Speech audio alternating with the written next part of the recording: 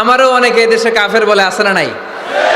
আমি অবাক হয়ে যাই, এই কাফেরের কথা শুনতে এতগুলো আল্লাহর ওলি কি করে আসে? আমার বুঝে আসে না, এই কাফেরের কথা শোনার জন্য এরকম ধাক্কা ধাক্কি হয় কেন? আল্লাহ তুমি হেদায়েত দান করো। আমি শুধু আল্লাহর কাছে সাহায্য চাই আর আপনাদের দোয়া চাই। দোয়া করবেন, বদদোয়া দিবেন না তো আবার। আর কে আমারে কাফের বললো, কে কি ফতোয়া দিল, আই ডোন্ট কেয়ার, ওইদিকে আমি তাকাই না। এর কারণ পিছনের দিকে তাকানোর সময় আমার নাই। চিল্লা এখন ঠিক কিনা? এগুলো খুব খারাপ অভ্যাস, আরেকজনকে কাফের বলা, মুশরিক বলা।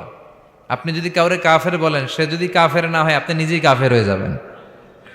ফতোয়া দেয়, তুই কাফের, তুই কাফের, তোর নানা কাফের, তোর পীর সাহেব কাফের, তোর এই কাফের পীর সাহেব মারা গেলে যে এখানে কবর দিবে, ওই কবরের উপরে যে ঘাস জন্মাবে, ওই ঘাস যে গরু খাবে, ওই গরুর যে দুধ খাবে, ও কাফের। আছে না এরকম ফতোয়া? এই দেশের জাতীয় খেলার নাম কি জানেন? হাডুডু। টাইনা আপনারা নিচে নিয়ে আসবে। এদেশে কেউ আগাইতে চাইলে আরে উঠতে দেয়া যায় না, কেউ উঠতে চাইলে ওরা টাইনা নামায়। কারণ জাতীয় খেলা হাডুডু। হাডুডুর নিয়ম হচ্ছে একজন সামনে যাবে আর সবাই ওর ঠ্যাং ধরে টানবে। কথা বলেন? এজন্য এগুলো বাদ দেন।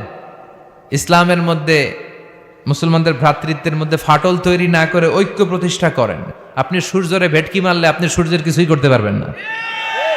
আপনার ভেটকি আপনার মুখের উপরেই থাকবে। চিল্লায় বলেন ঠিক কিনা? এজন্য যার কাছে ভালো যেটা আছে ওইটা নেন, আর পিছনে লাগালাগি বন্ধ করে দেন। এই হিংসা, এই প্রতিহিংসা পরায়ণতায় জেলাসি আমাদেরকে শেষ করে দিল। আমরা যে ভাই ভাই, মুসলমান যে ভাই ভাই, এই শিক্ষাটাই আমাদের মধ্যে নাই।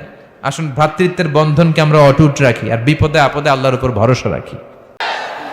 সিংহ, সিংহ, একটা সিংহ ঘন্টায় ছুটতে পারে 90 কিলোমিটার বেগে। কত কিলোমিটার? একটা হরিণ, একটা হরিণ, একটা হরিণ ঘন্টায় ছুটতে পারে 100 কিলোমিটার বেগে। তাহলে কে জোরে ছুটে? জোরে বলতে হবে। সিংহ কত কিলোমিটার? হরিণ। তারপরেও হরিণটা 100 কিলোমিটার বেগে ছোটার পরেও সিংহটার কাছে সে ধরা পড়ে যায়। এর কারণ সিংহ যখন ধরার জন্য ছোটে সে শুধু সামনে তাকায়, সে পিছনে তাকায় না। আর হরিণ 100 কিলোমিটার বেগে ছোটার পরেও সে ধরা খেয়ে যাবার ভয়ে বারবার পিছনে তাকায়। আর পিছনে তাকার কারণে ওর গতিটা স্লো হয়ে যায়, আর সিংহের হাতে বধ হয়ে যায়। পিছনে তাকাবার সময় আমাদের নাই। চিল্লায় বলো ঠিক কিনা?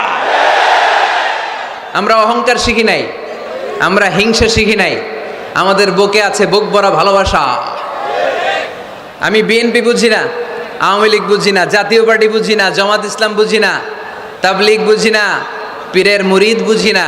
যারাই পড়েছে লা ইলাহা ইল্লাল্লাহ, তার জন্য আমাদের হৃদয়ে জায়গা আছে না নাই?